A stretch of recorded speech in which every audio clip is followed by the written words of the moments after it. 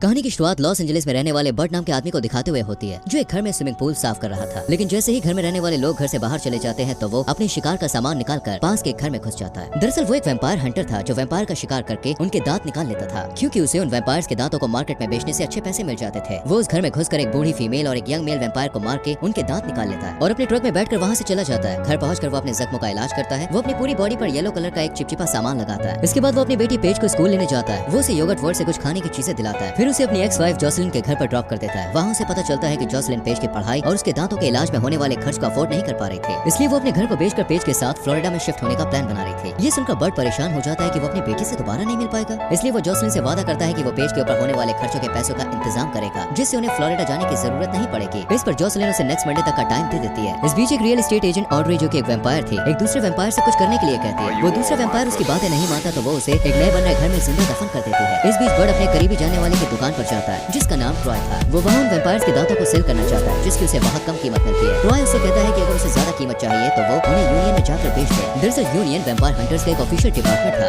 जहाँ से कुछ दिन पहले उसे धक्के मारकर निकाल दिया गया था। कोई और रास्ता नहीं सूझा तो बर्ट अपनी गन और जॉर्डन से खरीदे हुए महंगे जूते उसे बेच देता है। फिर जब वो वापस अपनी कार में आता है तो उसे पेज की कॉल आती है और उससे बात करने के बाद वो पेज की पढ़ाई और उसके दांतों में लगने वाले ब्रेसेस के लिए पैसे इकट्ठा करने का फैसला करता है, ताकि उसे पेज से बिछड़ना ना पड़े। इसके लिए वो अपने फ्रेंड बिग जी को फोन करके उससे हेल्प मांगता है। इस बीच ऑड्री को उन वैम्पायर्स को मारने की खबर मिल जाती है जिसे बर्ट ने मारा था। पहले वो रोती और कातिल का पता लगाने के लिए पूरे घर को सूंघती है। तब वो और उसका असिस्टेंट इस नतीजे पर पहुंचते हैं कि उन दोनों वैम्पायर्स का मर्डर एक ही आदमी ने किया है, और वो लोग ठान लेते हैं कि किसी भी तरह उस कातिल को ढूंढ निकालेंगे। इधर बर्ट बिग जे से मिलता है। फिर वो दोनों यूनियन जाकर वहाँ के हेड राल्फ सीगर से मिलते हैं। बिग जे कहता है कि बर्ट यूनियन में वापस आना चाहता है। उसे अपनी गलती का एहसास हो चुका है और वो काफी बदल गया है, लेकिन राल्फ को भरोसा नहीं होता। वो कहता है कि बर्ट ने यूनियन के बहुत सारे नियम तोड़े थे, यहाँ तक कि एक बार जोखिम उठाकर शिकार करते हुए उसने अपने एक साथी की जान को भी खतरे में डाल दिया था। काफी समझाने के बाद राल्फ उसे एक हफ्ते के लिए ट्रायल के तौर पर रखने को तैयार हो जाता है। वो उसे डे शिफ्ट में काम करने को देता है, लेकिन डे की जगह नाइट शिफ्ट में पैसे कमाने के ज्यादा चांसेस हैं, इसलिए बर्ट रिक्वेस्ट करता है कि उसे नाइट शिफ्ट में रखा जाए। पर राल्फ नहीं मानता और कंपनी की तरफ से एक आदमी को भी उसके साथ लगा देता है, जो शिकार के वक्त हमेशा उसके साथ रहकर उस पर नजर रखेगा, जिससे बर्ट कोई भी नियम को तोड़ ना सके। राल्फ से मिलने के बाद बर्ट दांतों को बेचने के लिए यूनियन के अकाउंट डिपार्टमेंट में जाता है, जहाँ उसकी मुलाकात सेथ से होती है, जो एक मामूली क्लर्क था और जिसे राल्फ ने बर्ट के साथ शिकार पर जाने की जिम्मेदारी सौंपी थी। सेथ कहता है कि वो अभी फील्ड वर्क के लायक नहीं है, पर राल्फ ने उसे वादा किया था कि अगर वो इस काम को सही से पूरा कर लेगा तो वो उसको प्रमोट कर देगा, इसलिए वो बर्ट के साथ शिकार पर जाने को तैयार हो गया था। अगले दिन सेथ सुबह सुबह बर्ट के अपार्टमेंट में पहुंच जाता है और देखता है कि बर्ट चलने की तैयारी कर रहा है।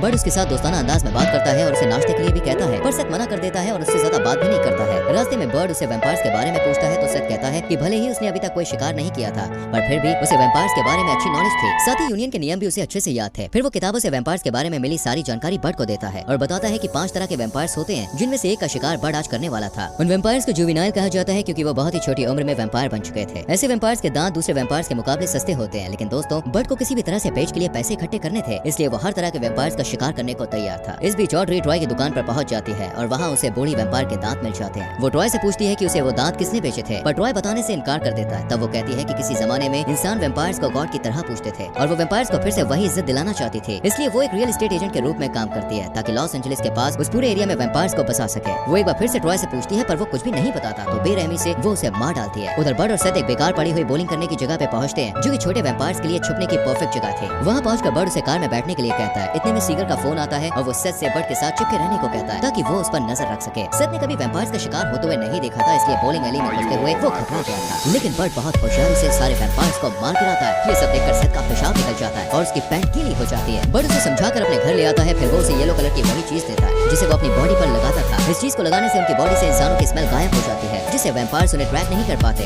बर्ट जब अपने ट्रैक पर वापस जाता है तो देखता है कि सेथ अपना नोटबुक वहीं भूल गया है। वो उसे पढ़ने लगता है। फिर वो जॉसलिन को मैसेज करता है कि उसने उन्हें देने के लिए आधे पैसों का इंतजाम कर लिया है और बाकी पैसों का इंतजाम भी जल्द ही कर लेगा। तब तक के लिए वो उसे थोड़ा सब्र रखने के लिए कहता है। घर पर उसकी मुलाकात एक नए किराएदार से होती है, जिसका नाम हेदर था। पेशे से वो एक नर्स थी। अगले दिन बर्ट सेथ को उसके घर से पिक करता है और उसकी नोटबुक को ऊंची आवाज में पढ़ने लगता है, जिसमें लिखा था कि बर्ट ने कल शिकार के दौरान बहुत सारे नियम तोड़े थे। ये सुनकर सेथ उससे कहता है कि उसने वो सारे रिकॉर्ड्स लिखे जरूर हैं, पर राल्फ को उनके बारे में कुछ भी नहीं बताया है। तब बर्ट सेथ से रिक्वेस्ट करता है कि वो उसे और 2 दिन की मोहलत दे दे, ताकि वो अपनी बेटी के लिए पैसा इकट्ठा कर सके। इसके बाद भले ही यूनियन उसे दोबारा निकाल दे, कोई परवाह नहीं है उसे। फिर वो जरूरी चीजें खरीदने के लिए ट्रॉय के पॉन शॉप में जाता है, पर वहाँ उसे ट्रॉय की डेड बॉडी मिलती है और टेबल पर बर्ट का नाम लिखा हुआ मिलता है, जो शायद ऑड्री के टॉर्चर करने पर ट्रॉय ने लिखा होगा। सेथ तुरंत उसकी खबर राल्फ को देना चाहता है, पर बर्ट उसे रोक देता है। और उसे बताता है कि बार बार नियम तोड़ने की आदत के बावजूद भी उसने यूनियन को सिर्फ इसलिए ज्वाइन किया था कि वो अपनी बेटी पेज के लिए पैसे इकट्ठा कर सके ताकि उसे अपनी बेटी से बिछड़ना ना पड़े। सेथ को उस पर दया आ जाती है और वो मान जाता है कि वो मंडे तक राल्फ को किसी भी रूल के टूटने की रिपोर्ट नहीं करेगा। घर आकर वो देखता है कि हेदर अपनी अपार्टमेंट की खिड़की पर किसी आदमी के साथ बहस कर रही थी। अगले दिन बर्ड और सेथ का सामना नाइजीरियन ब्रदर से होता है। वो दोनों भाई फेमस वेम्पायर्स हंटर थे जो कि स्टीरियो रिपेयर करने वाले के भेस में घूमा करते थे। वो बर्ड के साथ मिलकर वेम्पायर्स के अड्डे पर हमला करने और उसमें होने वाले प्रॉफिट को बराबर बराबर बांटने का प्लान बनाते हैं। अड्डे पर इतने सारे वेम्पायर्स को एक साथ देखकर सेथ फिर से कपड़ों में पेशाब कर देता है, जबकि बाकी लोग बहादुरी से लड़ते हुए सारे वेम्पायर्स को खत्म कर देते हैं। जब सारे वेम्पायर्स मारे जाते हैं तो सेथ रियलाइज करता है कि उस अड्डे पर अलग अलग किस्म के वेम्पायर्स एक साथ रहते थे, जो मामूली बात नहीं थी। नाइजीरियन ब्रदर्स कहते हैं कि वेम्पायर्स ने एक ऐसी सनस्क्रीन खोज निकाली थी जिसको लगाकर वो दिन में बाहर भी जा सकते थे। घर लौटते वक्त बर्ड सेथ की तारीफ करते हुए कहता है कि उसमें काफी सुधार हुआ है और उसमें एक हंटर बनने के सारे गुण हैं। इसके बाद बर्ड पेज को उसकी एक फ्रेंड की बर्थडे पार्टी में ले जाता है। वहाँ उसे ऑड्री का कॉल आता है जो उसे जान से मारने की धमकी देती है। बर्ड समझ जाता है कि उसे और उसके परिवार की जान का खतरा है, इसलिए वो तुरंत ही पेज को साथ लेकर अपने घर के लिए निकल पड़ता है। रास्ते में वो देखता है कि ऑड्री के कुछ लोग उनका पीछा कर रहे हैं, तब वो पेज को हेडफोन्स लगाकर अपने आईपैड पर गेम खेलने के लिए कहता है और खुद गाड़ी को इतनी तेज भगाता है कि वो लोग बहुत पीछे रह जाते हैं। उन दो लोगों में से एक को बर्ड पहचान जाता है कि ये वही आदमी था जिसके साथ पिछली रात हेदर की बहस हुई थी। बर्ड जब जोसेलिन के घर पहुंचता है तो देखता है कि उससे पहले ऑड्री वहां पहुंचकर जोसेलिन को बंदी बना चुकी थी और जमीन पर सेथ बेहोश पड़ा था जिसे वेम्पायर्स ने दांतों से काटा था। ऑड्री बर्ड को छोड़कर जोसेलिन और पेज को अपने साथ ले जाती है। उसे पक्का यकीन था कि सेथ जब जागेगा तो बर्ड को खा लेगा, पर नया नया वेम्पायर बना सेथ बर्ड का मुकाबला नहीं कर पाता है और जल्द ही बर्ड उस पर काबू पा लेता है। बर्ड उसके सर को काट देता है, पर फिर भी सेथ नहीं मरता और अपने हाथ से अपना सर अपनी बॉडी पर फिक्स कर देता है और वो दोनों वहाँ से निकलकर हेदर के घर पहुँचते हैं, क्योंकि बर्ड को लगता है कि हेदर ऑड्री के लिए काम कर रही है। वहाँ पहुँचकर उन्हें पता चलता है कि ऑड्री ने हेदर को वेम्पायर बना दिया था और उससे जबरदस्ती अपने काम करवाती थी और हेदर को ना चाहते हुए भी उसकी बात माननी पड़ती थी। ऑड्री बॉब की जान के पीछे इसलिए पड़ी थी क्योंकि बॉब ने जिस बूढ़ी वेम्पायर को मारा था वो ऑड्री की बेटी थी। अपनी बेटी की मौत का बदला लेने के लिए ऑड्री पेज को वेम्पायर बनाना चाहती थी ताकि वो अपनी माँ जोसेलिन को काट कर खा ले। इस काम के लिए वो पेज को वेम्पायर्स की पवित्र जगह पर ले जाती है। इस बीच सेथ अपनी वेम्पायर वाली नई जिंदगी से एडजस्ट करने की कोशिश करता है और इसमें हेदर उसे घायल करती है। सेथ और हेदर ऑड्री को हराने में बर्ड की हेल्प करना चाहते हैं और उसके अंडरग्राउंड बेस की तरफ जाते हैं जहाँ ढेर सारे वेम्पायर्स को देखकर उनकी हालत खराब हो जाती है। सेथ बिग जे को बहुत पहले ही खबर कर चुका था, इसलिए बिग जे उन तीनों की हेल्प करने वहाँ पहुँच जाता है। फाइट करते हुए बिग जे को एक वेम्पायर काट लेता है, पर वो हिम्मत नहीं हारता और बर्ड को ऑड्री से अकेले मुकाबला करने देता है और खुद एक बम के जरिए सारे वेम्पायर्स को मारने के लिए अपनी जान की बाजी लगा देता है।